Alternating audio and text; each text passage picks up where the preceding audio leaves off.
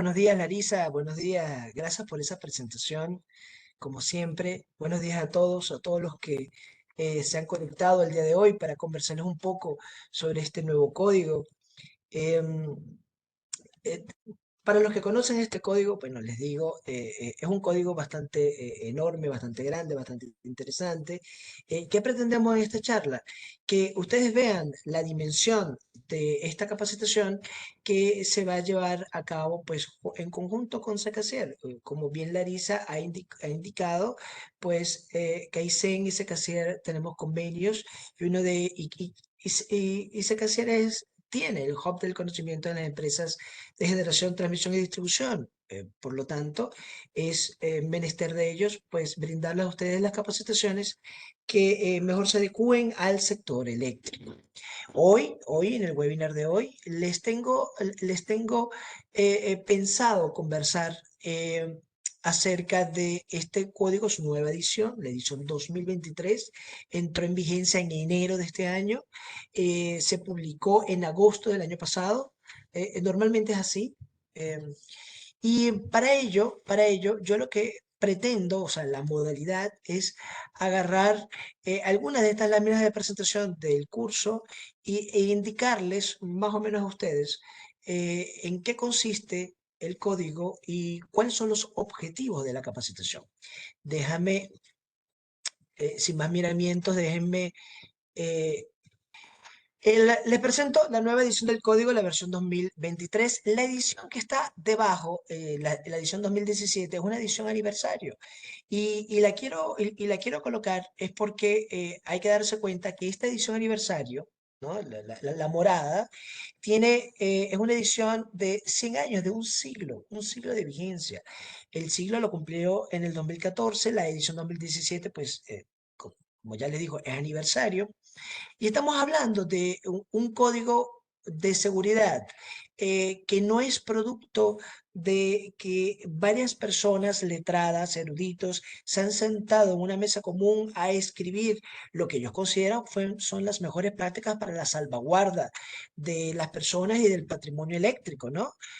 No, no se trata de eso. Los orígenes del código empiezan con una que otra pauta, una pauta que sí se puede ser lógica, pero se ha alimentado en un siglo de experiencias de todos lados del mundo. Si bien el instituto, la IEEE, ¿no? El Instituto de Ingenieros Eléctricos y Electrónicos, es la que lo emite, específicamente IEEE Standard Association, es la que lo emite. mm, eh, no, no sé si ustedes saben que en el mundo entero, toda IEEE está dividida por regiones. Estados Unidos es región uno, Asia, Europa, África, Medio Oriente. Son regiones que están perfectamente bien definidas, donde hay una sección y capítulo de IEEE o varias secciones. Latinoamérica, o sea, del Río Grande hasta la Patagonia, se considera región 9, donde hay grupos de afinidad, grupos sociedades técnicas que comparten el conocimiento. Este código ha sido alimentado de todas las experiencias del sector eléctrico en el mundo entero. De esa manera, pues tenemos algo que yo lo podría considerar, y discúlpenme si puedo sonar un poco extravagante, un patrimonio de la humanidad, o por lo menos un patrimonio de nosotros, los electricistas. Este código es una referencia en más de 100 países en el mundo entero. Hoy en día tenemos este código traducido al mandarín, porque sí, China, China también lo aplica. Porque los conceptos aplicados en el código son aceptados por toda la industria a nivel internacional, por la industria eléctrica, como las mejores prácticas en el ámbito de electrical safety, ¿no? De seguridad eléctrica. Ahora, esto es un estándar, esto es una práctica recomendada. No, esto es un código. El código, a diferencia de sus otros documentos contrapartes, tiene una característica que tiene un doble lenguaje. Un lenguaje legal y un lenguaje de ingenieros. El lenguaje legal es por el que nos cuesta leer. A veces abrimos este documento y nos dice que debemos de hacer tal cosa Y a veces, para nosotros, nos parece hasta obvio lo que está diciendo. Y pareciera que alguien escribió esa primera frase como para rellenar espacios, como para hacer este documento mucho más grande de lo que ya es. Resulta ser que no es así. Cada artículo, cada capítulo, cada regla, cada sección tiene una connotación legal. Y por esa razón, para lo que muchos es obvio, es una directriz de obligatorio cumplimiento desde el punto de vista legal. Entonces, cuando tú adoptas el NESC en un país o lo tomas como referencia, te va a ayudar mucho porque va a salvaguardar los intereses de todo el mundo. Este código es alimentado de incidentes y accidentes en cualquier rincón del mundo. Si ustedes quieren modificar este código, ustedes pueden tomar las experiencias de su propia empresa, ya sea una empresa de generación, transmisión o distribución eléctrica, o que contiene, o una empresa que tiene los tres rubros, o inclusive una empresa de telecomunicaciones para servicio público, porque también es regido por, por el NESC. Ustedes pueden someter a consideración la modificación de una regla, la exclusión de una regla por considerarla obsoleta, la inclusión de nuevas reglas para nuevas prácticas, para nuevas tecnologías que no están incluidas allí y que por razones de seguridad se requiere que esté incluido acá.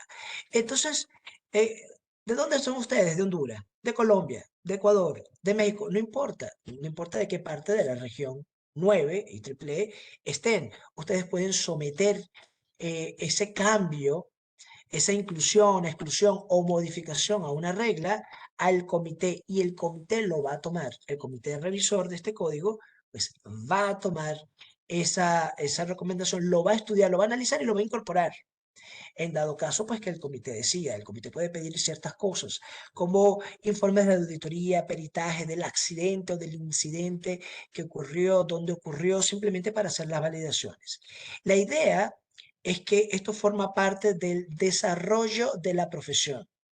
El desarrollo de la profesión normalmente, y es triste, pero hay que admitirlo, en ingeniería muchas veces se hace, los avances se hacen a raíz de el método de ensayo y error. Uno trata que en su primera incorporación pues todo salga bien, pero bueno, se generan ciertos factores que no se consideraron porque la persona no es eh, omnipresente ni omnisciente, no lo sabe todo y no está en todos los albores del trabajo como para darse cuenta de todo lo que está pasando, sino que en la medida que ocurren incidentes, pues se va aprendiendo de ellos. Esa retroalimentación es la que hace que este código de más de un siglo de vigencia sea tan importante para la industria de la ingeniería eléctrica. Pero cuando hablo de código, y ya les digo que es un lenguaje híbrido entre legal y de ingeniería, eh, deberíamos saber cuál sería el alcance de aplicación. ¿Para quién es este código? Pues, para los jefes de las empresas, para los directores, para los gerentes, para los altos ejecutivos, para el departamento de normalización de las empresas. La respuesta es sí para todos ellos. A ese nivel alto, a ese nivel alto, a nivel ejecutivo, a nivel de líder y de supervisores y de gerencia y de normalización, este código es importantísimo porque eh, cada frase, cada regla en este código genera una acción y medida a tomar. Y la empresa debe estar alineada a las mejores prácticas de ingeniería que garantice la seguridad eléctrica. Pero cuando hablo de seguridad, hablo en primera instancia de las personas, en segunda instancia de los activos, de los equipos y en última instancia la continuidad del servicio. La continuidad del servicio es tan importante como la seguridad de las personas, o por lo menos abarca, ¿no? El concepto del NESC. Por supuesto que mucho más importante es la seguridad de las personas, pero esos tres ítems los aborda el código y la razón de ello es que si un equipo se daña, si un equipo explota, si un transformador explota, una persona cercana a ese transformador puede ser herida. Si la continuidad del servicio, pues si la tasa de salida aumenta y la continuidad del servicio se ve interrumpida, ya sea ocasionalmente o reiteradamente, pues el fluido eléctrico deja de servirse y pudiera generar problemas de seguridad en las locaciones en las que se está realizando el suministro. Entonces, la idea es aprender de, de una manera muy humilde, ¿no? De las prácticas de ingeniería que se han desarrollado en más de un siglo. Este curso lo hemos dictado varias veces en las ediciones anteriores. Y una de las cosas que me preguntan, siempre hay uno que otro que hace esta pregunta, es, em, pero bueno, nosotros tenemos el conocimiento, nosotros tenemos por qué seguir las pautas de este código que tiene pues lineamientos legales. La razón es que innovar, hacer las cosas de manera diferente, no está mal.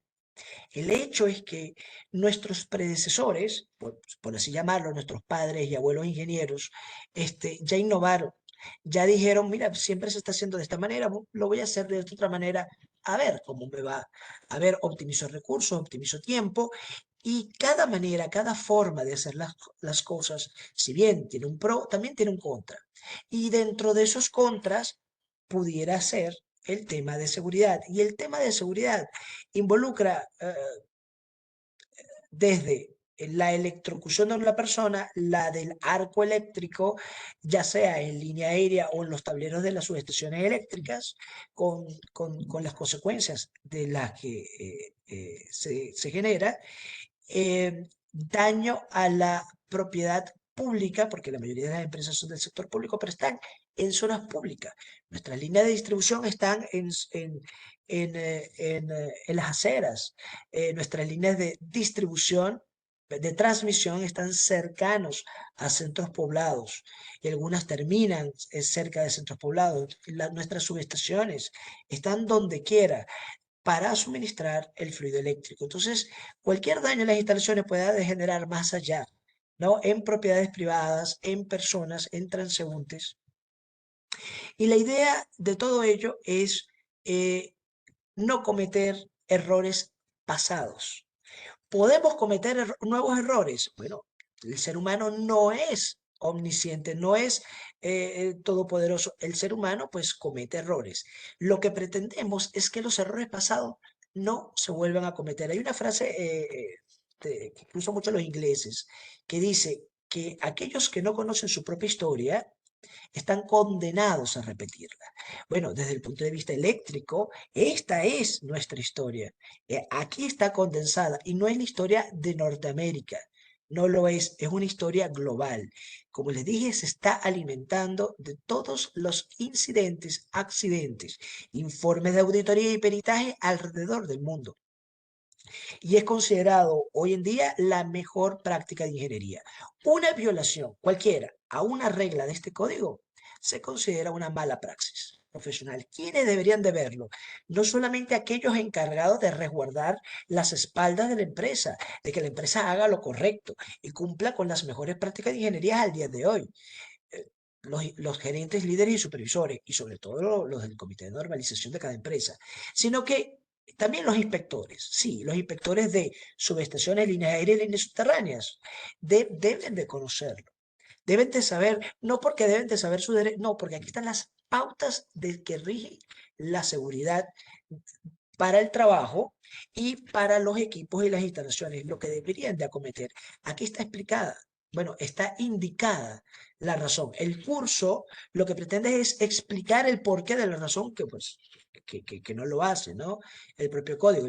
Código te dice, usted deberá hacer esto. Tiene un lenguaje duro, ¿no? Un lenguaje de obligatorio cumplimiento. ¿Por qué? Porque es una ley. Está redactado a modo de ley. De manera que es muy, muy, muy, muy sencillo para cualquiera tomarlo y hacerlo a modo de decreto, una tropicalización ipso facto en su país. Lo puedes hacer por, por absorción directa o lo puedes tropicalizar a un comité nacional como muchos países lo han hecho. Hay países que lo han adoptado, tal cual como están. Panamá es uno de ellos. Este código es una ley, es una norma de obligatorio cumplimiento en Panamá. Hay otros países que lo han tomado, pero lo han traducido y le han incorporado cosas adicionales, ¿ok? Como Venezuela, como Perú, etcétera. Lo han tomado. ¿Por qué? Porque IEEE no va a traducir esta norma, no lo va a hacer. Lo voy a escribir como para que ustedes ya vayan entendiendo el concepto. No va a traducir la norma, no lo va a hacer. La razón es que cada frase y cada palabra de esta norma está tan bien redactada desde el punto de vista legal y desde el punto de vista técnico, porque está casado con, no solo con los accidentes, sino con los resultados, o sea, las lecciones aprendidas que se han generado en demandas internacionales hacia las empresas del sector eléctrico. Y la idea es que las empresas del sector eléctrico pues sigan estos lineamientos y se protejan. Se protejan desde el punto de vista legal de generar una mala praxis y protejan a sus empleados y protejan a sus activos y sobre todo al público en general, porque la mayoría de nuestras instalaciones están en áreas de servicio público. Ese es uno de los gran meollos. Entonces, cubre muchísimas aristas. Sí, el Electrical Safety para las instalaciones y para los profesionales calificados está incluido acá. Pero tiene ese lenguaje legal porque ya hemos evolucionado desde el punto de vista legal de tribunales, de demandas, pequeñas, medianas y grandes, en todos lados, ¿no? Y la idea es que se vaya al fiel espíritu del código. El fiel espíritu fue tan detallado, que este código no se va a traducir en otro idioma que no sea el inglés. Hubo una excepción que es para los chinos, ¿no? Este, este código fue traducido en mandarín y es porque ellos estaban necesitados de este código. No había un documento que me diera las pautas, o por lo menos allá, que diera las pautas de seguridad dentro de las instalaciones. Eh, ya no se tenía por qué inventar el agua tibia, ya esto estaba retroalimentado de todas partes del mundo, entonces lo querían adoptar y lo querían traducir. Entonces, para eso, para que una traducción no se tergiverse, pues se necesita mucho dinero. Aquí hay un comité donde trabaja un montón de personas y un montón de organizaciones para llegar al NESC. Un montón. Bueno, lo mismo hay que hacerlo para profesionales de ingeniería que de otra lengua para realizar una traducción. Y eso pues involucra muchísimo tiempo y por lo tanto muchísimo dinero. Entonces es difícil traducirlo a todos los idiomas del mundo. Entonces se quiere tenerlo nada más que en idioma, en inglés. El curso completo, a pesar que el código está en inglés, el curso es en español. El curso es en español y las reglas se leen en español, se hace una traducción libre y se lee en español. Cualquier inconveniente que nosotros podamos tener en cuanto a el lenguaje y la semántica de las redacciones de la regla del código, vamos y consultamos directamente la regla en el idioma inglés, sin ningún inconveniente. ¿Y por qué? Porque, bueno, yo no sé si ustedes saben que hay tenemos muchísimos problemas cuando se hacen traducciones neófitas de gente que no conoce el espíritu. Pueden ser buenos traductores, pero no necesariamente ingenieros. Pueden ser ingenieros traductores, pero no necesariamente conocen el espíritu del código y por lo tanto la traducción puede tener falencias. Una de ellas, la más clásica, es la de aislamiento. En inglés tenemos dos terminologías, insulation y isolation. Y dependiendo del contexto, el isolation es alejamiento o aislamiento en aire. O sea, un conductor desnudo no tiene ningún dieléctrico alrededor y el dieléctrico realmente es el aire. En las teorías de coordinación de aislamiento, pues el aire es un dieléctrico. Cuando tú le colocas al conductor, al metal, pues le colocas EPR, XLPE, PVC, cualquier tipo de aislamientos termoplásticos o termoestables de cualquiera de las dos familias, pues ya deja de ser un conductor, ahora empieza a ser un cable y se dice que ese conductor fue aislado, tiene un insulation. Entonces, si bien la traducción en español es aislamiento, El concepto denota otras cosas y el alejamiento de elementos activos es importante. Las dimensiones y distancias están aquí incluidas. Entonces, pregunto, ¿aquí hay distancias de seguridad para las subestaciones? ¿Aquí hay distancias de seguridad para la cerca perimetral? ¿Aquí hay distancias de seguridad dentro de cuartos eléctricos en líneas aéreas de transmisión? La respuesta es sí. Y ahí es cuando veremos un segundo nivel. Los diseñadores, los que hacen ingeniería de diseño, deben de conocer este código también. Ya bajamos de supervisores, líderes y jefes de normalización a ingenieros de diseño. Este código me permite a mí diseñar una subestación. Sí y no. Sí, porque como ingeniero de diseño, yo debo tomar en cuenta todas las pautas de seguridad que me exige y me pide el código.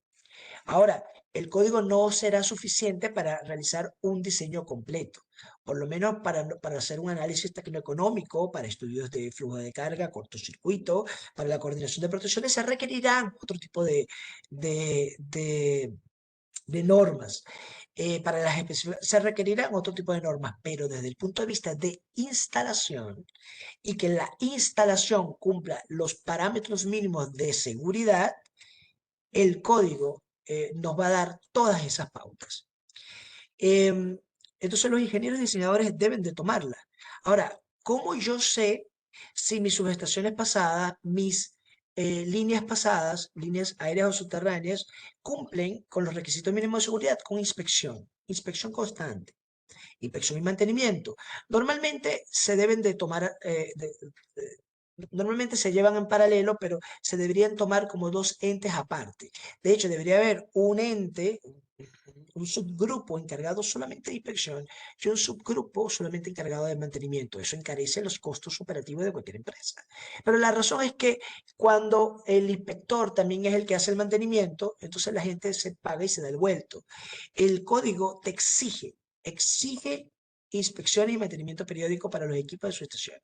Exige inspecciones periódicas para las líneas aéreas y subterráneas. Está reglamentado. ¿Basado en qué? ¿Basado en qué frecuencia? ¿Cuáles líneas aéreas? Bueno, tantos, ya sea el área de inspector como el área de mantenimiento, tanto sea así, em, el código te pide que se hagan inspecciones, ¿ok?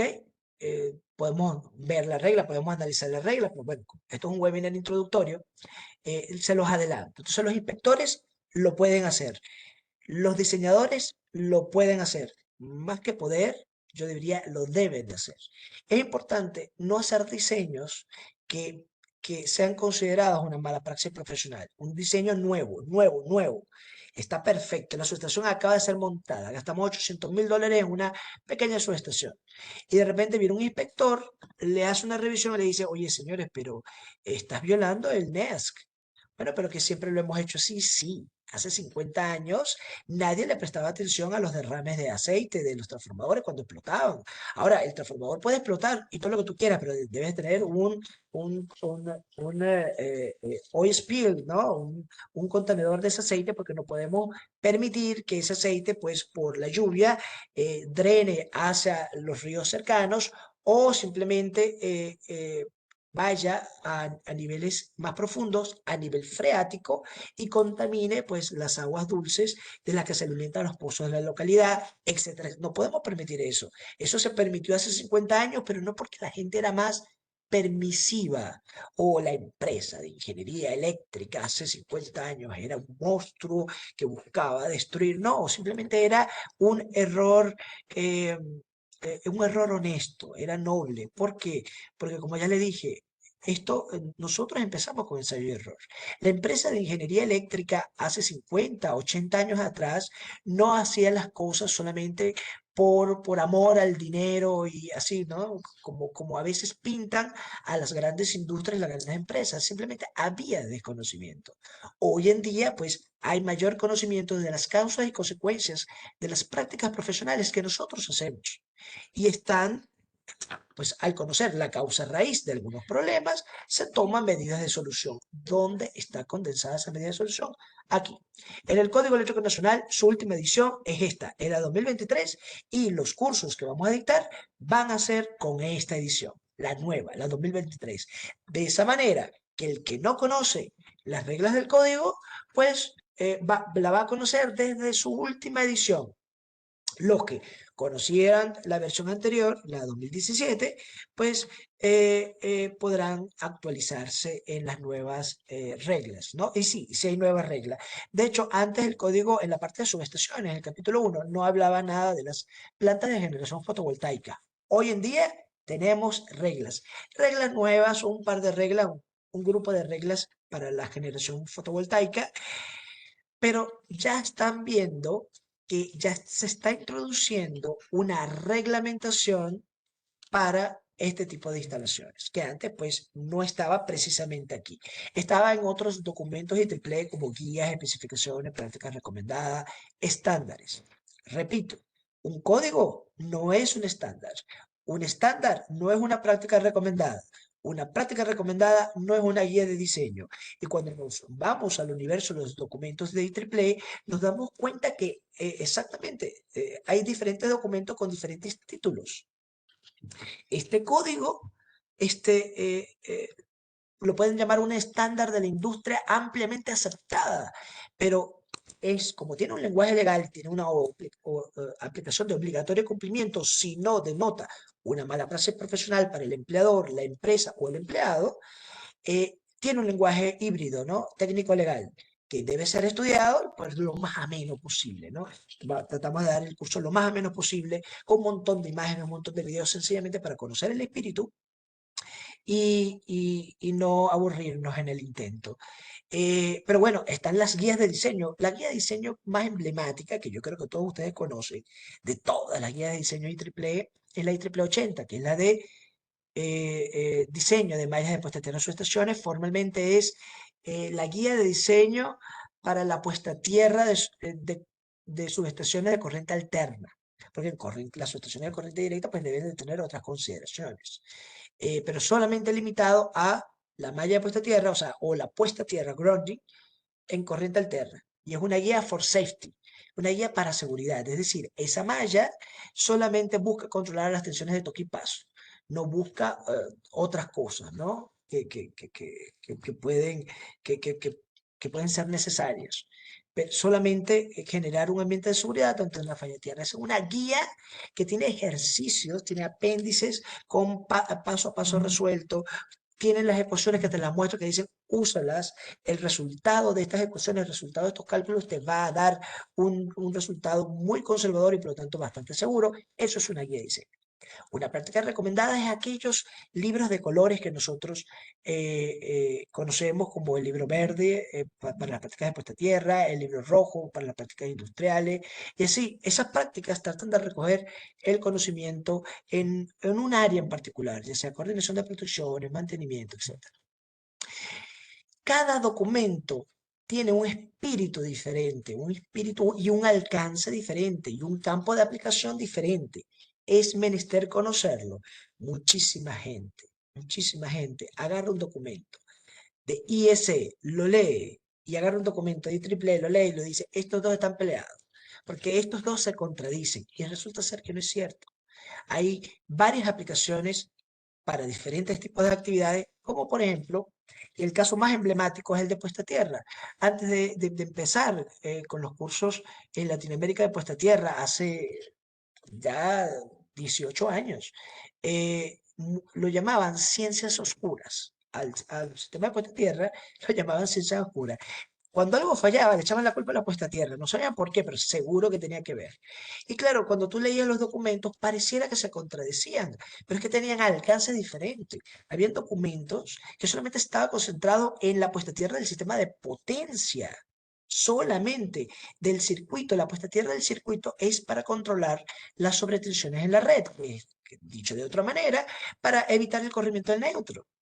La puesta a tierra del equipo, o sea, ya aguas abajo, ese cable verde o una conexión local, el cable verde sirve para garantizar la seguridad de las personas.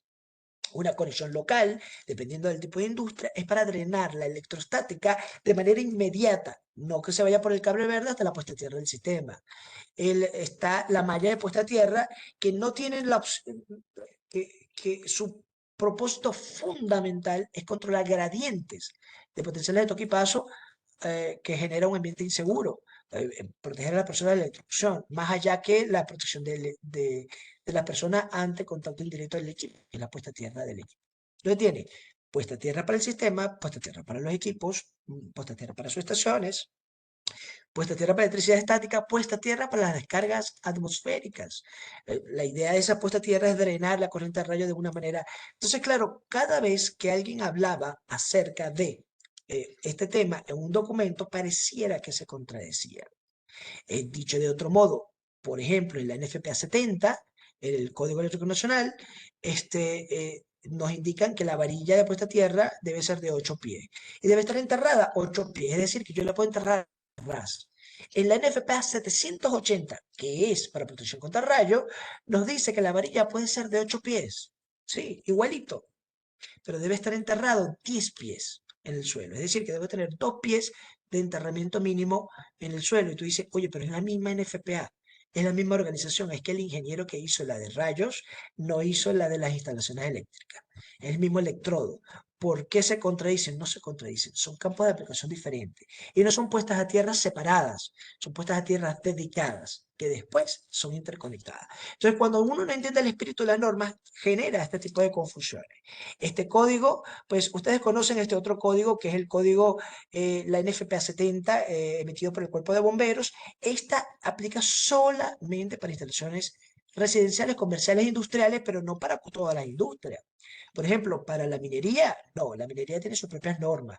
Para los barcos, los portaaviones, los cruceros, no, esa industria pues tiene otras normas. En su sección 90, pues este código tiene su campo de cumplimiento. Y entre otras cosas, acá dice claramente que este código no puede ser utilizado o sea, no cubre, mejor dicho, su alcance en las empresas públicas, empresas de servicio eléctrico, de suministro de potencia.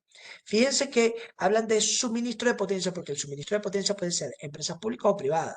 O sea, la distribución de la energía puede ser del gobierno o puede ser de un ente privado. Pero su negocio es suministro de energía.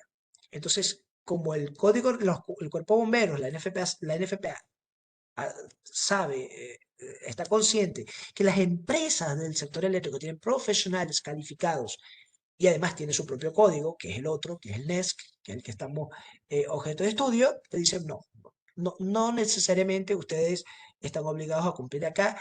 Las empresas privadas, por ejemplo, las textiles, embotelladoras, petroleras, etcétera, que tienen sus propias subestaciones allá adentro y una distribución industrial interna, deben de cumplir con este código pero para suministro eléctrico, el anterior.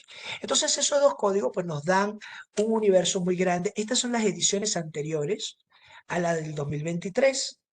Recuerden que estamos con esta, ¿no? Estamos con esta. Esta es la nueva, la novedosa y es la que le queremos brindar a todos ustedes. Pero miren esto. La versión anterior era 2017, la versión anterior a esta era la 2012, 2007, 2002, 1997. Aquí hay un ciclo de revisión. Ya se emitió la edición 2023 y ya empezó el nuevo ciclo de revisión. El comité revisor del National Electrical Safety Code está trabajando en la nueva.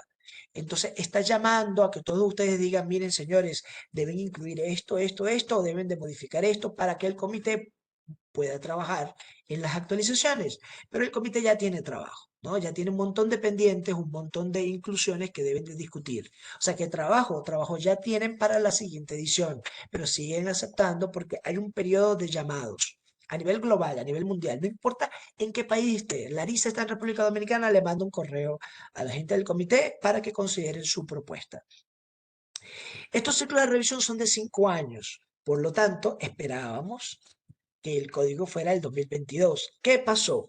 ¿Por qué el código nuevo es el 2023 y no el 2022?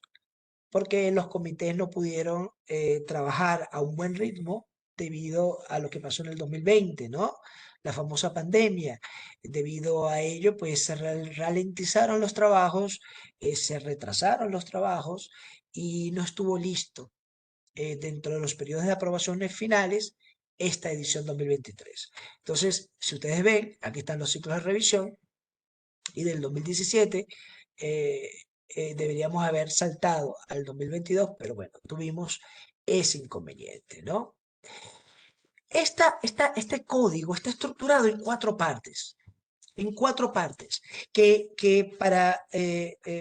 lo podríamos llamar capítulos, pero realmente esto está dividido en partes. ¿Cómo se lee este código? Se los voy a presentar a todos ustedes el código. Se los presento. Yo no tengo el código per se, tengo el handbook del código, ¿no? Aquí está.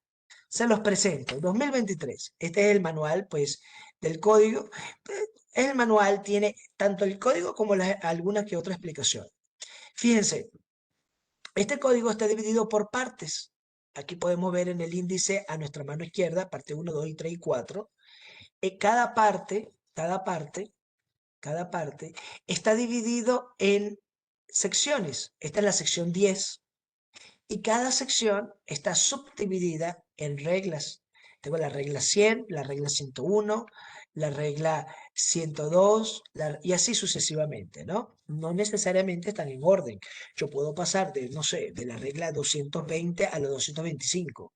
Y alguien me va a preguntar, ¿y qué pasó con las reglas 221, 22 y 23? Por ejemplo, ¿no? Tengo que revisar si existen o no existen. Pero pudiera haber saltos de regla. ¿Y eso por qué? Porque en algún momento existió una regla con ese número y fue eliminado, fue declarado obsoleto y eliminado. Eh, eh, y bueno, y como este código tiene más de un siglo de historia, es razonable pensar que podemos conseguir varios de estos ejemplos. Estas cuatro partes en las que se divide el código son las reglas de seguridad para subestaciones eléctricas. Esta es la parte 1. Formalmente, ya que tenemos el código aquí abierto, son las reglas de seguridad para la instalación y mantenimiento de las subestaciones eléctricas, ¿ok? De los equipos dentro de las subestaciones, por supuesto, y de las subestaciones eléctricas. El, les comparto un poco la presentación de ese, de ese, de ese capítulo, ¿ok? Aquí en rojo, el capítulo 1, pues aquí hablamos pues de las subestaciones, a qué distancias típicas que debemos de considerar. La cerca perimetral está legislada, la puesta a tierra de la cerca perimetral está legislada, las señalizaciones obligatorias que deben de colocarse, no podemos colocar el letrero que nos dé la gana, está legislado y empieza a casarse, el código empieza a casarse con otras prácticas, mejores prácticas de ingeniería, en este caso la ANSI 7535, que es la que nos legisla sobre la información y las señalizaciones en las diferentes áreas de una subestación.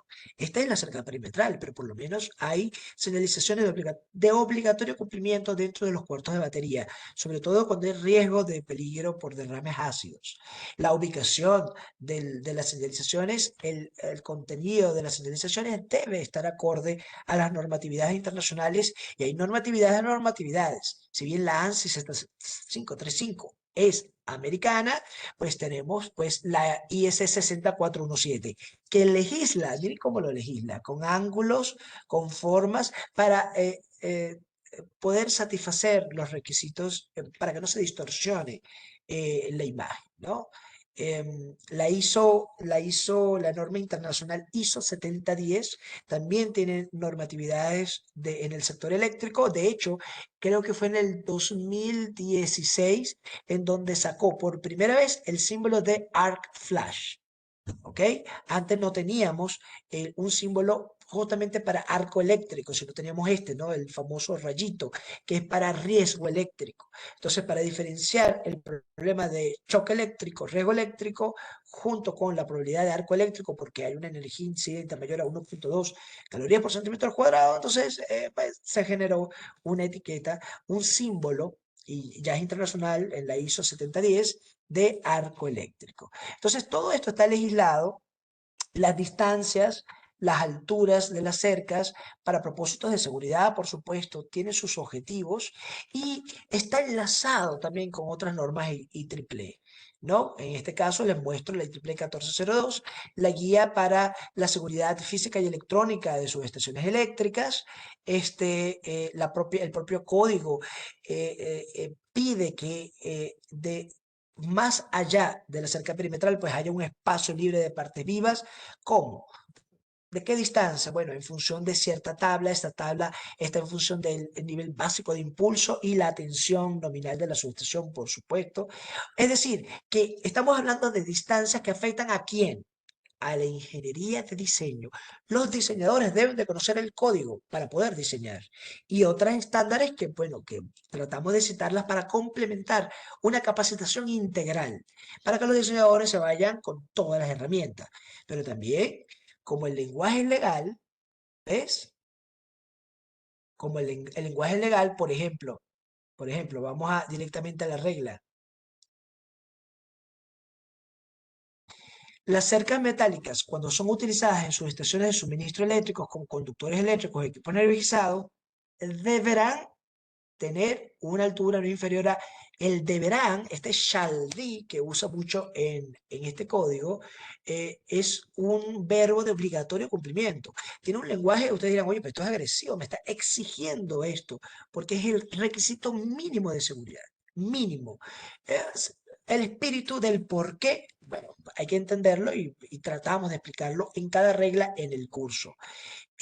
Pero sí, este es el espíritu del código, ¿no? De obligatorio cumplimiento. Una que otra cosa puede ser una recomendación.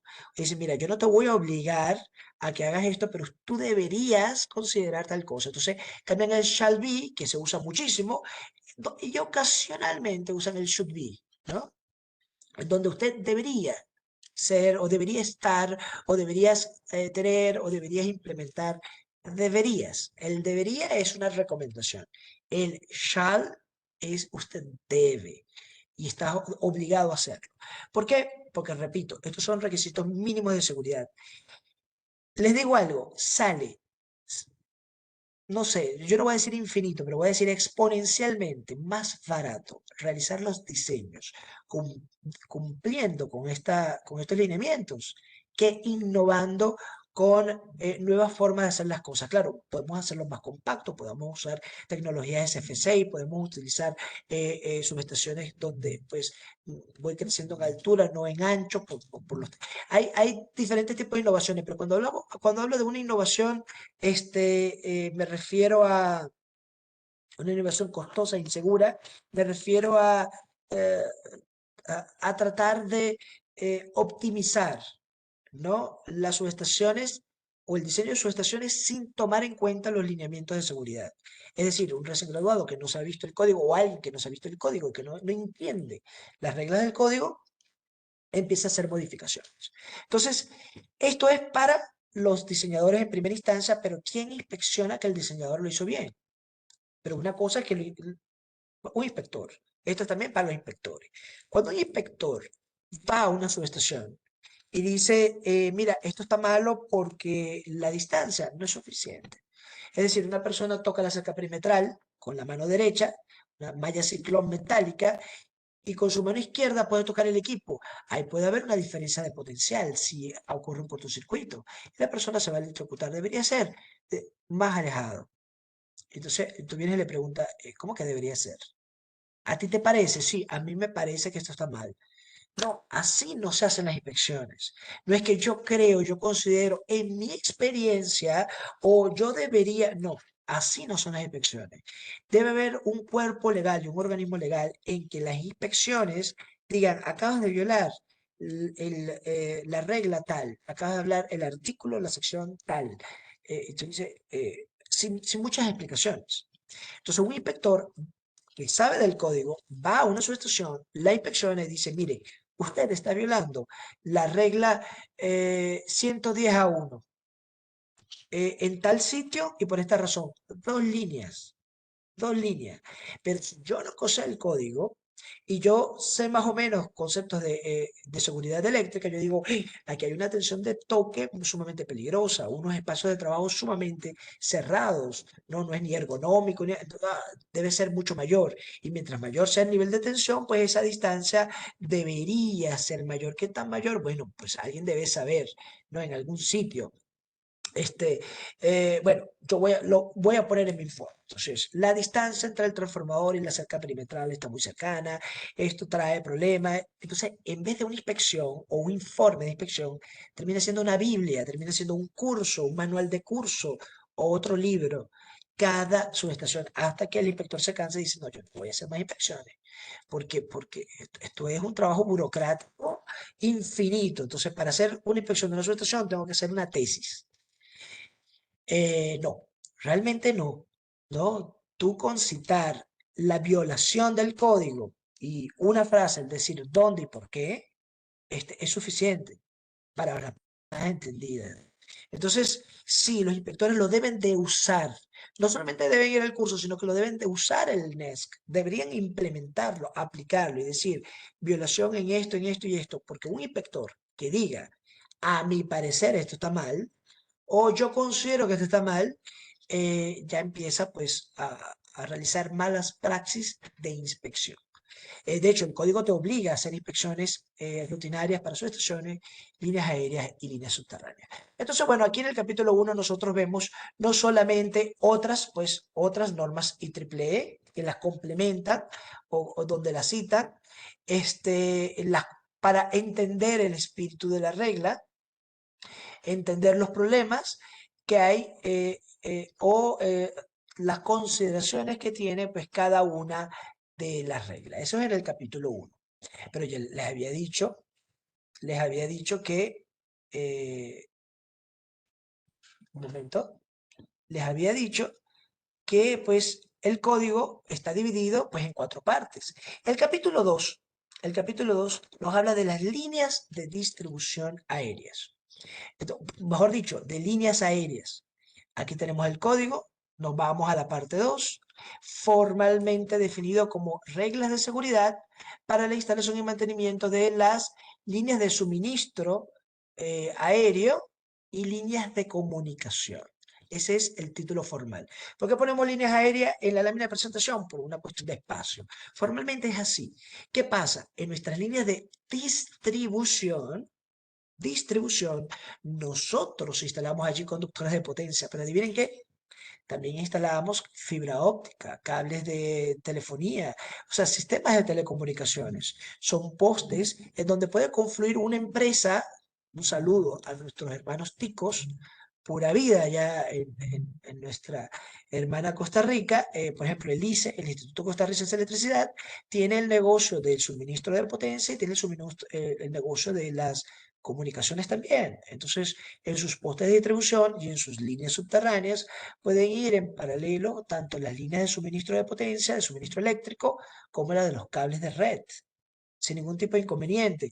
Como eso es así, es uso y costumbre, eh, el, eh, en líneas aéreas nosotros estamos legislando sobre este tipo de prácticas. Pero también se tiene que entender que pueden ser dos empresas diferentes. Sí, en un mismo poste, la empresa de suministro eléctrico pues tiene sus conductores eléctricos y más abajo normalmente están los cables de telecomunicaciones y pudiera ser de la misma empresa de potencia o pudiera ser otra empresa. Entonces estamos hablando de dos empresas que pudieran estar dentro de un mismo poste o varias empresas de telecomunicaciones en un mismo poste. Entonces, estas empresas deben tener unos requisitos mínimos de certificación y competencia porque van a trabajar cerca de líneas energizadas, aparte del riesgo industrial de trabajo en altura, por supuesto que sí.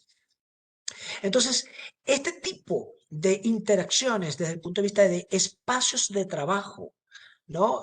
Distancia de seguridad con respecto al suelo terminado, que normalmente es público, pues está indicado en la parte 2. Pero es que no solamente habla de líneas de distribución, Fíjense, Overhead Electrical Supply también incluye las líneas de transmisión. La línea de transmisión, usted dirá, pues no, normalmente no está cercano a una acera, pero las líneas de transmisión pueden pasar sobre en parques nacionales, sobre montañas, o pueblos rurales, pueden atravesar parte de la ciudad y, y pues con el claro inconveniente de que pudiera afectar a las viviendas de las personas eh, y pues puede cruzar debajo por encima de carreteras y autopistas, afectando pues a camiones y a carros. Entonces debo de cumplir con unas distancias mínimas. Esas distancias mínimas están incluidas aquí en el National Electrical Safety Code. Vamos a abrir rápidamente un poquito pues las láminas del capítulo 2. Si el capítulo 1 pues estaba en rojo, el capítulo 2 está en naranja y nos habla pues de las líneas de distribución aéreas. Nos define de manera introductoria pues el límite de batería de este capítulo, límite de batería desde el punto de vista subterráneo y desde el punto de vista de subestaciones, ¿no? Si yo tengo el capítulo 1 que legisla sobre subestaciones y el capítulo 2 que legisla sobre líneas aéreas, pues debe haber una interfaz, ¿no? Entonces hay reglas que son interfaz entre ellas. ¿Ok? Fíjense, ya la regla 214A nos habla de las inspecciones. Y las inspecciones son para todos las líneas cuando están en servicio.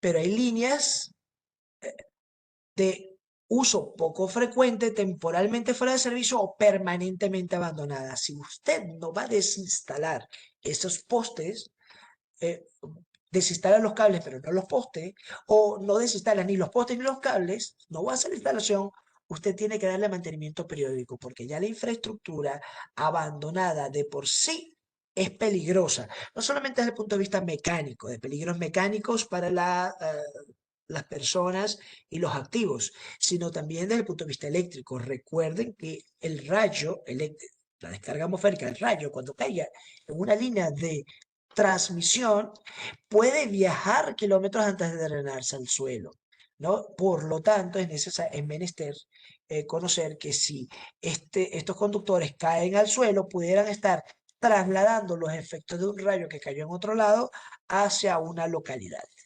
¿Ok? Entonces, bueno, hay que entender cada regla, el porqué de cada regla de las líneas de distribución de líneas aéreas para transmisión y distribución y cuáles son los requisitos mínimos de seguridad que pide el código. Ustedes dirán, oye, pero que parece obvio que aquí la instalación es insegura, insegura por varias razones. Aquí está la foto, pero hay que casar la regla con alguna imagen que dé un choque para que vean cuál es el espíritu. Yo no debo de permitir ciertas cosas y debo permitir ciertas otras. Y ese parámetro les va a dar a todas las empresas, suministro eléctrico, un ancho de banda para poder trabajar muy grande, para poder inclusive hacer análisis técnico-económico, para hacer el subsistema muy eficiente, entregar la mayor calidad posible al menor costo posible de inversión, de inspección y de mantenimiento. Repito, cumplir con las pautas de este código a la larga es la solución más barata. Es la más, cuando ocurre el incidente o el accidente, se va a dar cuenta que haber cumplido con los requisitos de seguridad para las personas, las instalaciones y los equipos indicados por este código era, era la opción más barata. Entonces, esto es, si se quiere, pues el capítulo de líneas aéreas, ¿no? Bueno, un leve vistazo. En líneas subterráneas, aquí la tenemos, ¿no? En verde, que es el capítulo 3. Nosotros nos vamos a dar cuenta que, pues, es comúnmente usado en distribución. Bueno, pero también tenemos transmisión subterránea, ustedes lo saben. Hay transmisión que se hace en cables aislados en SF6.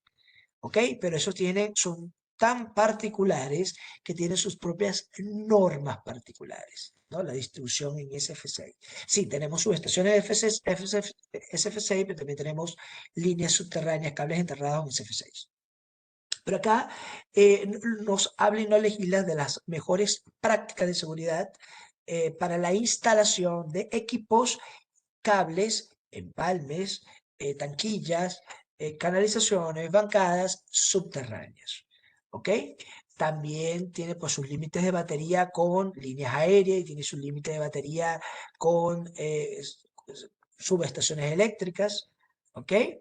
Entonces, hay requisitos particulares, requisitos principales en donde pues pide y exige ciertas cosas por una razón de seguridad.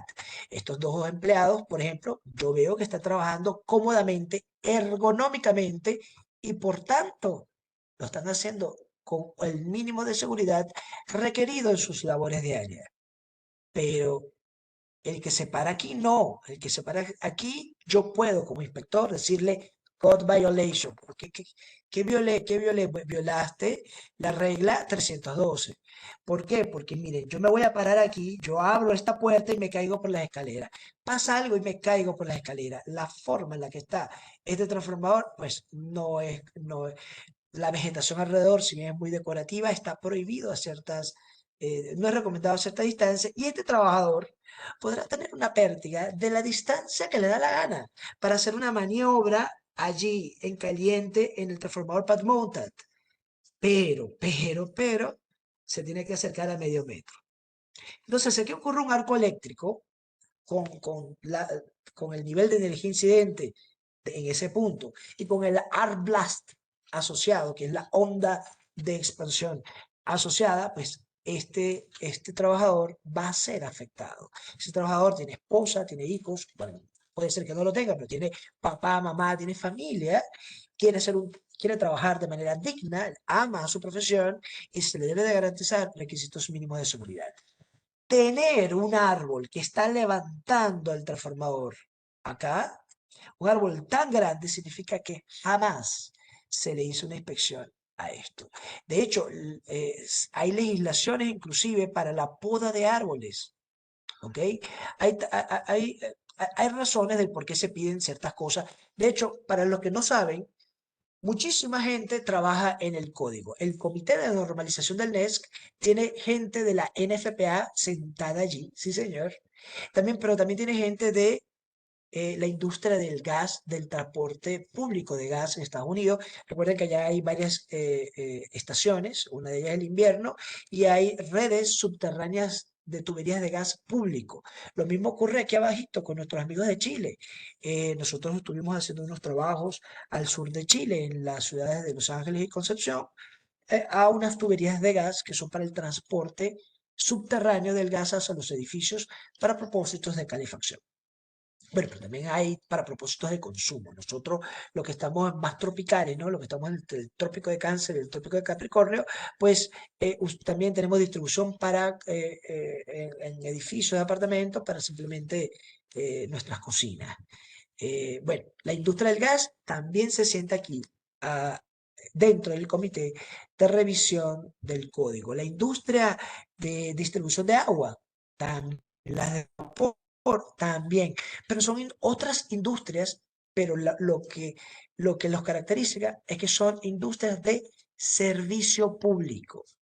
Y para evitar la mayor cantidad de interferencias uno con otro, el código legisla que ellas pues deben de comunicarse y coordinarse dentro de los predios para evitar desastres. Yo hago lo que me da la gana, la empresa de agua hace lo que me da la gana, los electricistas lanzan tuberías llenas de cables como le da la gana. Este código está alimentado y de hecho forman parte del comité revisor de este código empresas de servicio público. A nivel subterráneo hay muchas consideraciones que debemos de tomar, por supuesto, y hay que explicarle y están casados con otras normas que son mucho más específicas. ¿Por qué hay otras normas? Porque el código solamente da la regla, la exigencia para propósitos de seguridad. Ahora tú vas a requerir para terminar tu diseño, para terminar tu instalación, otras normas y otros códigos. Se trata, en este curso, de que podamos tener una visión holística. Si es verdad, nuestra espina dorsal va a ser el NESC. NESC 2023, todo el mundo actualizado.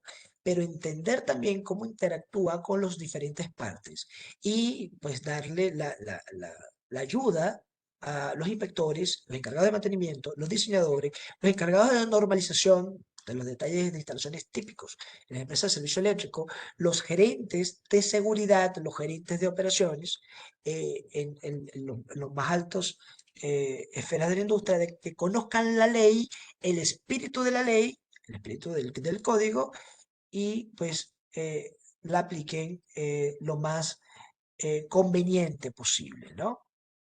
De hecho, hay inclusive prácticas y hay estándares de poda de árboles.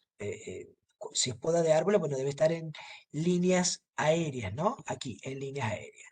Estas cosas que vemos aquí, estas cosas que vemos aquí, ya les comento, pueden ser muy graciosas, muy bonitas, muy vistosas. ¿Lo ven? Una línea aérea atravesando un árbol, una línea aérea y la mitad del árbol cortado así en forma de L, esto en forma de U, y esto ya es una code violation.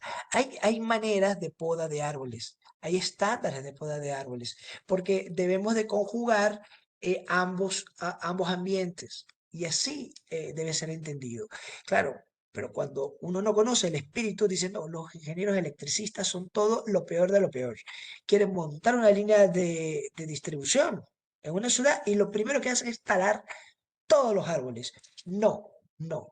La confluencia entre el ambiente y nuestras líneas existe y está legislado. Hay formas de poda, hay áreas alrededor en función del nivel de tensión y el nivel básico de impulso que nosotros debemos de cuidar y mantener. Hay mecanismos de inspección, ya sea manual, perfecto, sin ningún tipo de inconveniente, hay mecanismos de inspección eh, bueno, automáticos, ¿no? Yo creo que ya los drones llegaron para quedarse. Entonces, sí, sobre todo ello está legislando el código. Y su última parte, que es la parte 4, las reglas de trabajo para la operación ya no tiene que ver tanto con las instalaciones, distancias de seguridad en altura, en profundidad, en ancho, señalizaciones, carteles, drenaje de aceite, protección contra arco eléctrico, protección contra choque eléctrico, equipos de protección personal, espacios en el cuarto eléctrico, las distancias bajo condición 1, 2 y 3 de los equipos, etcétera, etcétera. Sí, todo eso lo tiene para las instalaciones, para que sean seguras, para garantizar que los equipos y para garantizar que haya el menor daño de afuera hacia adentro hacia las instalaciones en general, incluyendo los equipos. Pero, la parte 4 nos habla es ahora de las personas. Fíjense, hay una tríada, yo me voy a tomar el atrevimiento, ¿no? Y discúlpenme, pues si soy muy atrevido, de presentarles a la tríada en la parte de instalaciones industriales. Industrias que no son de las empresas de servicio eléctrico, pero también les afecta a ustedes. ¿Por qué? Porque este código legisla sobre generación, transmisión y distribución. Pero las oficinas administrativas de la empresa de energía Disnorte Disur, ENSA o Luz y Fuerza o el nombre que ustedes quieran, son oficinas administrativas. Y como oficinas administrativas, esas oficinas o ese edificio debe cumplir con el otro código, con el de la NFPA 70.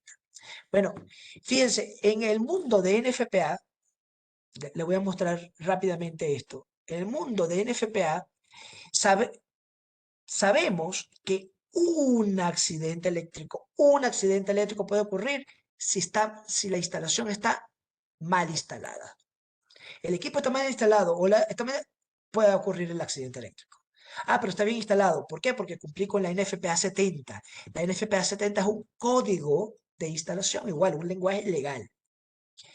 Pero si el equipo está instalado, pero no está bien mantenido, este equipo pues servía hoy en día, estaba ejecutado de manera segura, pero en 5 o 6 años tenemos aislamientos que fueron sometidos a fuerza dieléctrico por 5 años, contaminación por polvo, ingreso de animales, etcétera, etcétera. Y si los equipos no fueron bien mantenidos, cuidado con la corrosión, nosotros podemos tener un incidente o accidente eléctrico. Entonces, ¿quién nos da las pautas para el mantenimiento de los equipos eléctricos industriales? Eh, la estándar 70B. Y yo puedo tener buenas políticas de mantenimiento, prácticas de mantenimiento y el equipo está bien instalado, pero mi gente no sabe realizar una condición de trabajo segura. Entonces, sube el breaker, mete ya, vamos a hacerlo rápido, sin la adecuada preparación, pero también sin el adecuado cuidado, sin los adecuados materiales. Y esto es legislado por la 70E. Esta tríada que vemos aquí es la que trata de prevenir los accidentes. Entonces, la NFPA 70E es la que habla de las personas, ¿no? De cómo las personas deben tener una condición de trabajo segura. Y aquí se le colocan reglas tanto al empleador como al empleado. La 70 es para las instalaciones seguras y la 70B para planeación del mantenimiento, para mantener los equipos en un estado safety para las personas que trabajan con él y para que, pues, para el propio equipo, para la vida útil del equipo. Bueno, en nosotros aquí en el NESC no tenemos una NFPA 70 y una 70E para las personas, sino que está en el mismo código. La parte 1, 2 y 3, subestaciones eléctricas, líneas aéreas, líneas subterráneas, tiene que ver con las instalaciones, pero las instalaciones propias de nuestro trabajo, que sería el equivalente a la NFPA 70, el Código Eléctrico Nacional. Pero el Código Eléctrico Nacional va para muchas industrias, cerveceras, cualquier tipo de embotelladoras, textiles, cementeras, petroleras, para la industria en general. Nuestra industria, la empresa de servicio eléctrico, pues tiene eh, pues, instalaciones bien definidas, ¿no? Y esas tres instalaciones bien definidas son las subestaciones, generación, subestaciones de transmisión, subestaciones de distribución, subestaciones al fin, que está legislada aquí en la parte 1, la, pues la transmisión y distribución que se puede hacer de manera aérea o de manera subterránea. Está legislado acá. Y nuevamente, cuando nosotros nos conectamos al tablero principal de una planta industrial, allí termina nuestro límite de batería. Allí termina, esa es la diferencia entre este código y el otro. El límite de batería está bien claro. El límite de batería está perfectamente definido con el otro código. ¿Ok? En instalaciones aéreas, ya de distribución, yo sé cuál es el alcance del NESC y yo sé cuál es el alcance del NEC. Y lo mismo pasa pues con distribución subterránea, ¿no? Entonces, el NESC cubre todo esto. El NEC, esto chiquito que está aquí. Pero desde el punto de vista de cantidad de carga, pues el NEC cubre, pues imagínate tú, galpones, oficinas, graneros, circos, gimnasios, un montón de cosas. Pero está perfectamente definido los límites de batería entre los dos códigos. Si tú cumples desde la generación hasta la carga con ambos códigos, tú generas un país que sigue las mejores prácticas de ingenierías heredado en décadas de civilización, de más de un siglo. Los dos códigos tienen más de un siglo. Entonces, nosotros no tenemos una NFPA 70E que nos rige lo que son las reglas de seguridad. Está dentro del propio código, no es un documento aparte, como sí lo es en NFPA, que son las reglas de trabajo para la operación de las subestaciones, líneas y equipos de comunicación, ya sean aéreas o subterráneas. Aquí estamos hablando ahora del trabajador. Ahora estamos hablando del equivalente a la NFPA 70E. Estamos acá. Son las reglas de trabajo para las personas, donde dan los lineamientos mínimos de capacitación que deben de tener las personas, las prácticas de seguridad que se deben hacer en subestaciones, línea aérea y subterránea, cuando estamos trabajando en ellas, los equipos de protección personal que debemos de acometer y bueno, y además de todos los materiales y accesorios que debemos de tener de manera correcta y segura para cada aplicación, para cada trabajo en particular. Ahora, te legisla y te dice, usted debe hacer esto. Muchas veces se hacen especificaciones del cómo y otras tienes que irte acompañado de otras prácticas. Pero bueno, veamos el capítulo 4 rápidamente, aquí en color violeta, ¿ok? Y solamente nos detenemos en la 410A, A1. Pareciera que empieza muy legal, ¿no? Y nos dice, el patrono deberá informar a cada empleado que trabaja en o sobre el equipo de comunicaciones o equipo de suministro eléctrico y las líneas asociadas de las normas de seguridad que rigen la conducta del empleado mientras esté involucrado. Cuando se considere necesario, el empleador deberá proporcionar una copia de dichas reglas. Ustedes dirán, oye, pero esto es obvio, esto lo hacemos, sí. Cuando alguien dice que es obvio, tiene que repensar la regla 410A1. ¿Por qué me lo están pidiendo allí? Porque están definiendo responsabilidades legales. El patrono es responsable legalmente, de suministrar a las personas que trabajan en electricidad, ya sea de power o de telecomunicaciones.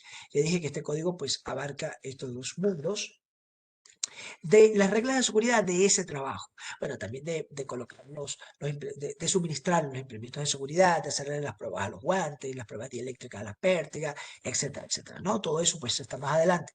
Pero desde el punto de vista de información, debe haber un programa de seguridad eléctrica, debe haber procedimiento por escrito. Antes de realizar cualquier tarea, debe haber un procedimiento para hacer un análisis de riesgo antes de cada tarea. Todo eso debe estar por escrito. ¿Por qué? Porque ya llevamos más de un siglo de experiencia. Existe todo tipo de gente muy buena, gente muy noble, gente que lo quiere hacer bien, que murió electrocutada. Entonces, ahí tú dices, ah, ven acá, negligencia de la empresa. Cuando se ponen a ver, pero es que la empresa adoptó los últimos lineamientos del NESC. Yo no puedo decir que viola la 410A. Generó políticas y prácticas que están documentadas de seguridad eléctrica para el trabajo, ya sea de líneas aéreas, ya sea de líneas subterráneas, ya sea de subestaciones, que realizó el señor. Entonces, en las instalaciones. ¿En dónde estaba trabajando el señor? En su estación. Pues se ponen a revisar en la subestación y resulta ser que cumple con todas las reglas del capítulo 1 de subestación. Entonces la instalación está por lo menos con los requisitos mínimos de seguridad que exige el NESC. Perfecto. Entonces, bueno, aquí hubo una mala praxis. De la empresa, no, la empresa les dio capacitación. Les dio capacitación al empleado, como dice más adelante en el capítulo 4. Sí, aquí, ¿dónde está la constancia? Aquí está la constancia. Un certificado en donde se invirtió 8 horas teórico, 8 horas práctico para escalada en líneas, en trabajo en altura, en líneas aéreas o en tableros eléctricos, dentro de cuartos eléctricos o en bancos de batería. Y empiezan a indagar y ven que el patrono o la empresa no falló, no fue negligente, cumplió con todas las políticas de seguridad que se dice en el capítulo 4. Quiero, antes de seguir, decir que todos los lineamientos que hay en el capítulo 4 está consono con las prácticas de la Administración de Salud y Seguridad Ocupacional del Departamento del Trabajo de los Estados Unidos. Si bien ellos legislan sobre las industrias y deja que las empresas de suministros eléctricos tengan las mejores prácticas de ingeniería, bueno, que por supuesto, desde el punto de vista de Electrical Safety, están contenidas en el capítulo 4 del NESC. Hay lineamientos que son generales y comunes dentro del ámbito de seguridad. ¿Por qué? Porque las consecuencias de electrocución son las mismas, ¿no? Hay tetanización, paro cardíaco, cese de la respiración, asfixia o cese inmediato de la respiración, quemaduras de segundo grado, quemaduras de tercer grado, riesgos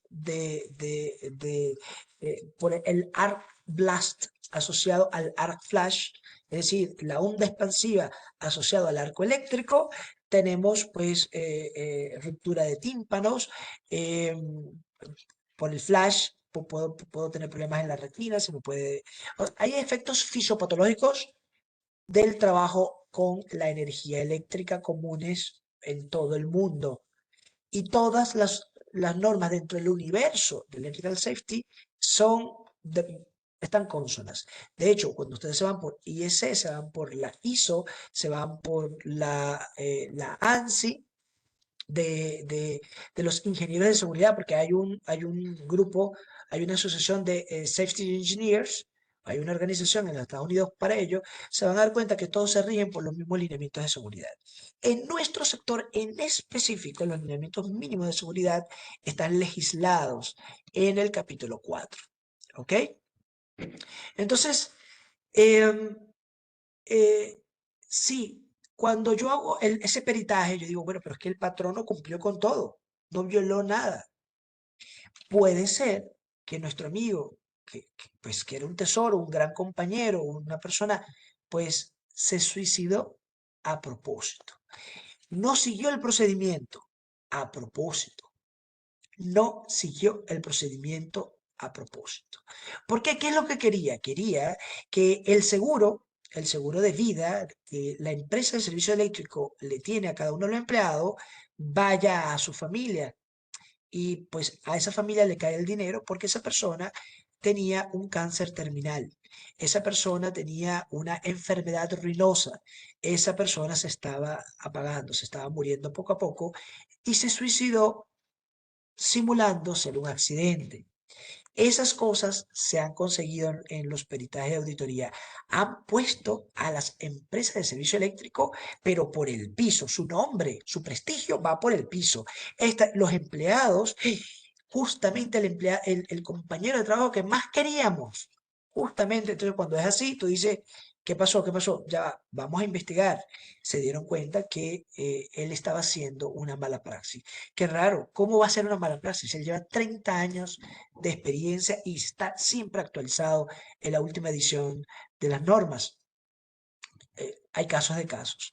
Por esa razón, por esa razón, a veces es necesario bueno, pero no a veces, siempre es necesario alguien que ponga claro, bien claro y sin ningún tipo de malas interpretaciones, que no genere la menor duda de las reglas del juego, tanto del lado del empleado como del lado del patrono. Porque a veces las malas praxis no son del ejecutor, tampoco de la empresa, puede ser de alguien intermedio, de un supervisor. Entonces, definir esas reglas de trabajo son sumamente importantes. Y si bien nosotros que trabajamos que somos Power y trabajamos en lo mismo, podemos tener problemas de comunicación que pueden degenerar un accidente y tratamos de evitarlo con todas las alertas de seguridad indicadas en el capítulo 4. Eh, Imagínense qué pasa cuando tenemos que trabajar con una compañía ajena a nosotros. Estoy hablando en líneas aéreas.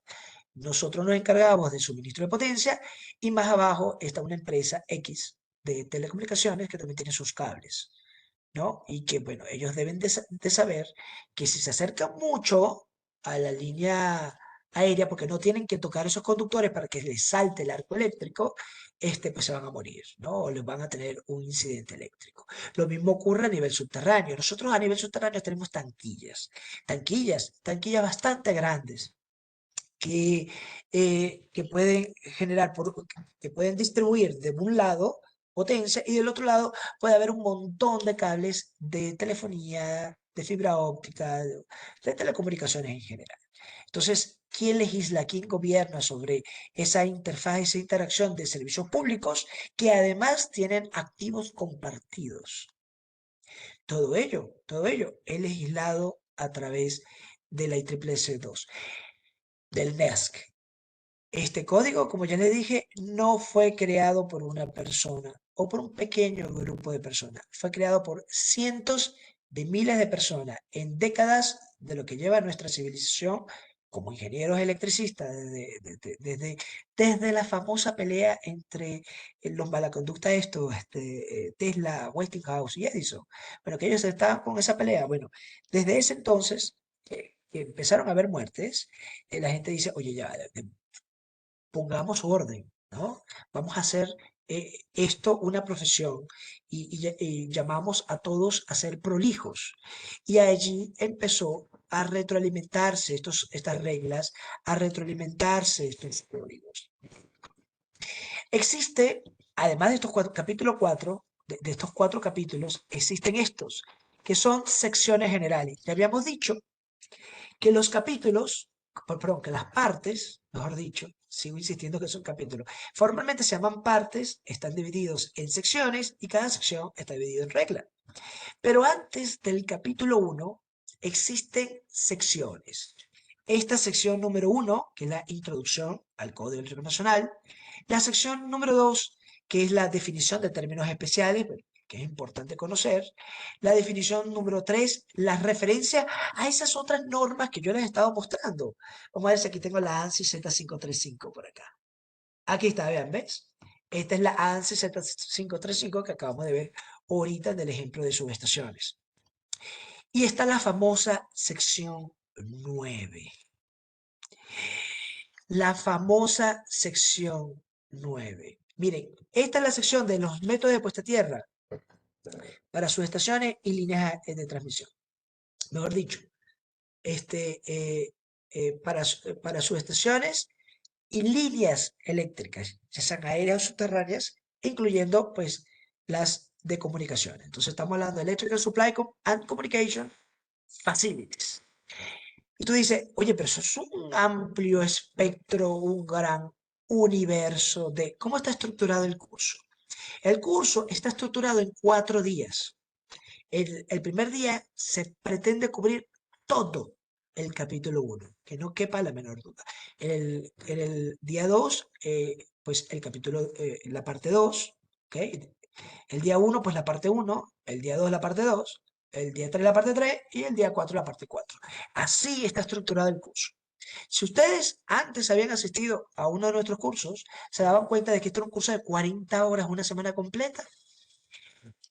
¿Por qué? Porque nosotros empezábamos directamente el día 1 con las secciones introductorias, la sección 1, 2, 3 y 9. Y ustedes se preguntarán, la 4, 5, 6, 7 y 8 no existen. Ahorita, en las últimas ediciones, solamente existen 1, 2, 3 y 9. La 9, que es puesta a tierra, es tan, pero tan, ha sido tan polémica que no ha durado un día de capacitación de jornada completa. Estamos hablando de días de jornadas completas. No ha durado, no ha podido. Genera mucha controversia, genera mucha polémica. Cada vez que tratamos de discutir una regla de la sección 09, cada vez que tratamos de discutir, pues, los métodos de puesta a tierra. A ver, ¿dónde está? Capítulo 0.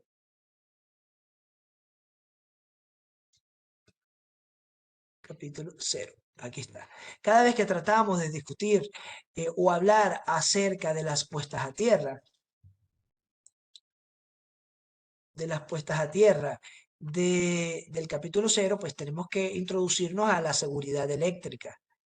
Entonces, la sección 09, la puesta a tierra de los transformadores, la puesta a tierra de línea de distribución, la puesta a tierra en instalaciones subterráneas, es la puesta a tierra de los circuitos aéreos que pasan, que son de diferentes entes que se intercruzan entre sí, que no van paralelo, sino que son perpendiculares. La puesta a tierra de subestaciones, por supuesto. Cuando damos esto de esta manera, nos podemos llevar 3 días sin ningún inconveniente. ¿Por qué? Porque sobre puestas a tierra hay muchos paradigmas y hay problemas, el propio NESC incluye electrodos UFER dentro de sus consideraciones, sabemos cuándo implementarlo, sabemos cuándo no implementarlo, tanto para telecomunicaciones como para power, pero lo incluye electrodos. y hay una correspondencia con el NEC, pero el NEC parece ser que se contradice. No, no se contradicen. Son instalaciones diferentes. Los pole boot, ¿no? Que se colocan debajo de los postes con un electrón para evitar que se roben nuestras varillas y nuestros cables y conductores. Y también está reglamentado. Empieza a generar eh, por un lado, gente que desconoce algunas prácticas de puesta a tierra y por otro lado, problemas que hay gente que no conoce cuál es el problema de corrosión o de interferencia que generan las puestas a tierra en distribución por las descargas, por supuesto, dentro de aquellas cosas que sí permite el código. Entonces, en vez de llevarnos un día, esa sección ni siquiera es una parte completa, es una sección, la sección 09, pero en vez de hablar de puesta a tierra, me habla de puesta a tierra de subestaciones eléctricas, que era la parte uno. Me habla de la puesta a tierra de líneas aéreas de distribución y transmisión, que es la parte 2. Me habla de la puesta a tierra para las instalaciones subterráneas, las tanquillas, los cables, los empalmes. Me habla de las puestas a tierras temporales de seguridad que el empleado debe de colocar para crear un ambiente de trabajo seguro, y eso es en la parte 4. Entonces tú dices, espérate, estoy hablando de una sección 09 que me habla de puesta a tierra, sí, pero me habla de subestaciones, líneas aéreas, líneas subterráneas y prácticas de trabajo. Entonces, claro, cuando tú introduces este concepto de puesta a tierra, las personas, por un lado, aprenden cosas nuevas y hacen muchas más preguntas de aquello que desconocen, prácticas permitidas por el NESC. Y por otro lado, hay personas que en el área de puesta a tierra tienen paradigmas. Sí, hay paradigmas preestablecidos de las viejas prácticas de puesta a tierra del siglo pasado, sobre todo de la década de los 40. Y ustedes dirán, ¿y por qué yo me estoy remontando a los 40? Porque en los 40 sacaron libros, así como libros universitarios. No eran estándares, ojo, no eran ni códigos, no eran estándares, no eran prácticas recomendadas, no eran nada de eso, nada de eso.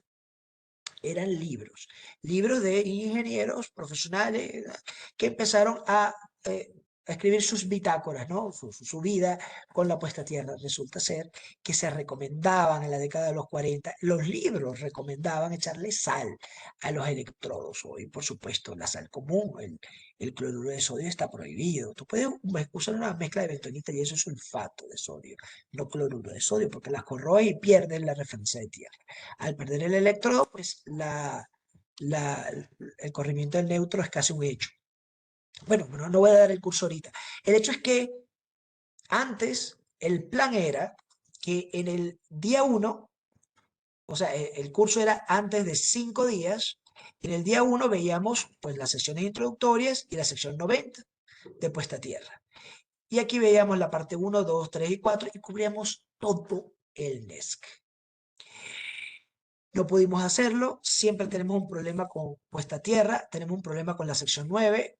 Hay gente que entra creyendo que sabe y cuando le sacamos otras normas dijimos, miren, no se contradecía como tú dices.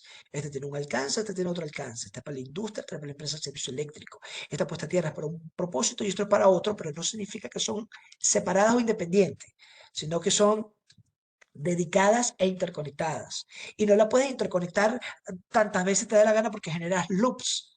Y claro, cuando tú empiezas a ver ese universo, se empieza a entender ciertas cosas. Entonces, ¿qué hicimos? El curso está compuesto por 4 días donde vemos 4 capítulos. La sección 090 salió de aquí. La sección 090 no nos daba, no nos llevaba a completar las 4 partes, que son las leyes de subestación en líneas aéreas subterráneas y reglas de trabajo. ¿Y qué hicimos? ¿Dejamos a todos sin conocimiento de tierra? No, no. Hay un programa de formación en sistemas de puesta a tierra en donde hay un capítulo solamente para la puesta a tierra de empresas de servicio eléctrico. Me voy a tomar el atrevimiento de colocar aquí el catálogo. Este catálogo ustedes lo tienen porque Secasier es proveedora de ustedes de estos cursos y de estos servicios. Si ustedes tienen alguna duda de algún curso, pues hablen con Larisa, hablen con Cindy Álvarez, de Secasier, ellas lo atenderán con la mayor de la sonrisa. Son mujeres muy, muy, muy simpáticas. Bueno, hay todo un programa, fíjense, este es el programa de subestaciones eléctricas. Entonces estos son todos los cursos. Este es el de líneas aéreas de transmisión, este es el de línea aérea de distribución, subterráneas. Aquí está. Este es el programa de sistema de puesta a tierra y protección contra rayos. Fíjense, el contenido del programa está hecho por 6 cursos y hay uno que son de aplicaciones prácticas para la puesta a tierra en la industria de suministro eléctrico. Allí todos nos reunimos y nos caemos todos a cuchillos, no solo con la sección 090 del NESC, sino también con la IEEE 80, la IEEE 81, y las nuevas prácticas recomendadas de IEEE, que era antes el libro verde, el Green Book, que era antes la IEEE 142, ahora todas ellas están marcadas en la serie 3000 de las nuevas DOT estándares de IEEE, pero enfocados a quién, a las empresas de suministro eléctrico, tomando en consideración que todo todo, protección catódicas resinas que nos afectan a nosotros, el robo de materiales, bueno, y algunas consideraciones particulares para hacer adaptaciones sin que viole las leyes y códigos vigentes, etcétera, etcétera, ¿no? Entonces, la idea es que una vez que, pues, alguien que se quiera formar en el área, pues, primero rompa el paradigma en el capítulo 1, haga unos ejercicios de cálculo, ¿no? Como que escriba, rompa sus manos en el capítulo 2 y 3, ¿no? Haga sus cálculos, vea el cálculo hecho, vea que se puede modelar, ¿verdad? Y luego, dependiendo de qué tipo de industria, pues haga cualquiera de estos 3 últimos. Es decir, los capítulos 1, 2 y 3 del programa de puesta a tierra y protección contra rayos es la base formativa. Aquí en el capítulo 1 vemos de todo, pero desde el punto de vista normativo, muy bueno para los ingenieros diseñadores y los inspectores. Aquí empezamos a hablar de cálculos, ¿no? ¿Qué cálculos deben ser realizados? ¿Qué ecuaciones debemos realizar de software inclusive? Y aquí, pues, cómo aplicamos todo el conocimiento de puesta a tierra a una industria en particular. Y esta industria, la que nos interesa en este webinar, es la empresa de suministro eléctrico. Ustedes quieren este curso, pues hablen con Secasier. Secasier se los da a todos ustedes, ya sea presencial online, en una capital o en cualquier lado. La empresa quiere el curso en Bogotá, presencial. Perfecto, no, pero no en la capital, más en el interior, igualito. Pero lo quiere online pues, también, ¿no? Hable con Secasier. De todas formas, el programa, hable con Secasier porque el programa ya se abrió para el 2023. Este programa ya se abrió para el 2023. Aquí lo tiene, ¿ok? Aquí está el programa. En marzo vamos a dar online el módulo 1, 2, 3 y en agosto y septiembre 4, 5, 6. ¿Cómo se pueden inscribir? A través de Larisa, a través de Cindy. Secasier, pues los inscribirá. Reciben un certificado de Kaizen Secasier y reciben un certificado de IEEE Credentialing Program donde se les certifica las horas invertidas. Tienen dos títulos, uno que viene de Estados Unidos y otro pues de Kaizen Secasier. Pero eso es la razón por la que en el curso del NESC no vamos a ver la sección 90. ¿Podemos citarla? Sí. ¿Está aquí la presentación? Bueno, mira, aquí está la presentación. Regla por regla. Yo no sé si ustedes notaron que en las presentaciones que yo les estoy mostrando, este, aquí arriba está la regla, la sección 09, eh, y las subsecciones en consecuencia, ¿no? 09, 95, B, B1, o sea, las subdivisiones de la regla, porque así se divide en el código. Fíjense, fíjense, yo voy a agarrar aquí estoy en la sección 09, pero estoy en la regla 092A1 o puedo estar en la 092A2. Entonces, para no perdernos, mira, B1, 2, entonces puedo hablar de la sección 092, V2, V3. tres. Entonces puedo estar aquí hablando de esta subdivisión de la regla y para no perdernos, bueno, normalmente está aquí, ¿no? Para llevar el orden, para que nosotros controlemos la capacitación, no el NES nos controle a nosotros, nos confunda y nos disperse, ¿no?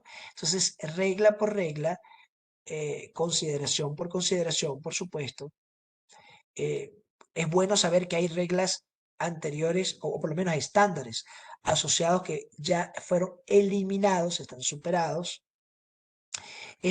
Bueno, esta regla, la famosa regla de 3 puestas a tierra por cada milla en línea, pues me imagino que ustedes la conocen, pero bueno, se explica cuando tengo de esta forma, se explica cuando muevo la ventana de una milla, etcétera, etcétera, ¿no?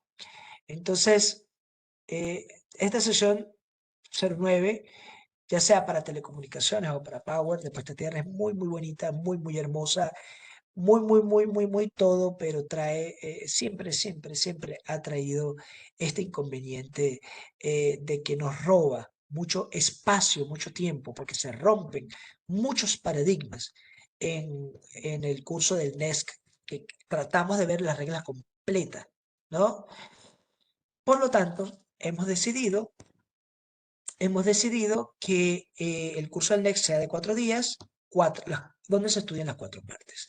La sección 090 pues está dentro del programa de formación de puesta a tierra en aplicaciones prácticas para la puesta a tierra de las empresas de suministro de energía. Esa fue una decisión. A pesar de ello, pues las empresas hacen lo que les da la gana. Cuando es curso abierto, pues lo hacemos de esta manera. Cuando es curso cerrado, las empresas pueden decir, ¿sabes qué? No, a mí me lo das completo. El año pasado, una empresa de distribución de la energía eléctrica nos pidió el curso. Y entonces, en el curso, eh, pues nos dijeron, lo queremos ver completo, desde la sección 01 hasta la parte 4. Fueron 5 días de jornada laboral completa.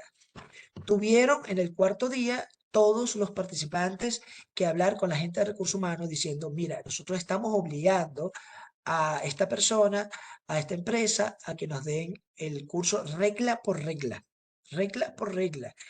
Y estamos haciendo demasiadas preguntas y no nos están dando los tiempos.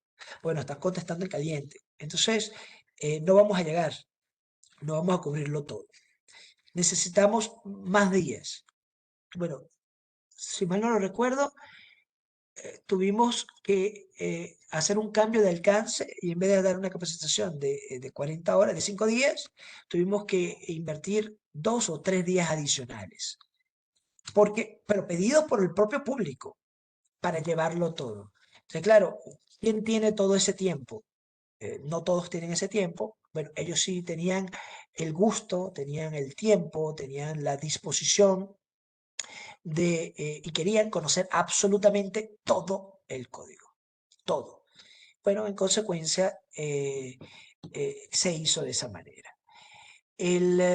Lo que nosotros vamos a ofertar a partir de este año 2023 es la versión 2023 del National Electrical Safety Code, de una manera amena, de una manera interesante, donde hay muchas imágenes, donde hay muchos videos también, donde la persona no solamente salga sabiendo lo que hay en cada regla, quizás no de memoria, pero cuando tenga un inconveniente va a decir, yo ya sé en dónde está, yo sé en qué parte y en qué sección está. Aquí está. Y no solamente sepa ubicarlo, sino sepa interpretarlo, sabe qué es lo que quiere decir y cuál es el alcance legal y cuál es, bueno, desde el punto de vista legal, desde el punto de vista de ingeniería, de lo que se debe de hacer y lo que no se debe de hacer para supervisores, directores, gerentes, inspectores y personal de mantenimiento. Ese es el objetivo, ese es el propósito. Entender el espíritu y aplicarlo. ¿Por qué? Porque los que no conocen su propia historia están condenados a repetirla. El NESC quiere salvar muchas vidas, miles de millones de dólares en daños a infraestructura, sobre todo el daño de la imagen de la empresa de servicio eléctrico, no solamente a nivel ambiental, sino también laboral, salvaguardar a esas personas, salvaguardar también los equipos, todo, todos esos objetivos, que me parece que son sumamente nobles, forman este código junto con el otro, por supuesto, pero estamos hablando de este. eh, y por eso yo tuve el atrevimiento a comienzo de este webinar de decir que esto es un patrimonio de nuestra profesión, ¿no? Como ingenieros electricistas.